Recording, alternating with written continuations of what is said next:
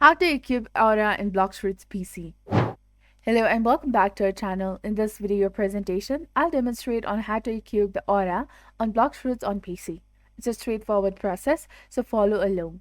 Equipping and activating the Aura requires two steps. First, unlock the ability by speaking to the ability teacher and purchasing it for $25,000 inside the cave in Frozen Village.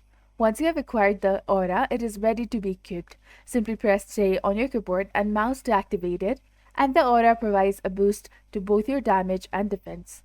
It's automatically equipped once purchased, and remember that you can toggle it on and off.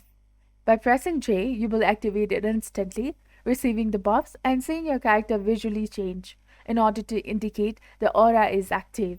The aura, also known as community, is cost-effective and usable throughout the game, with 5 distinct stages that can enhance your damage and defense. To determine your stage, observe how much of your body the aura covers, and this way you can easily equip aura in the Blox Fruits. If you found this video to be useful, please consider liking and subscribing for more useful tips and tutorials. Thank you for watching. Thank you for your viewership and support. See you in the next video.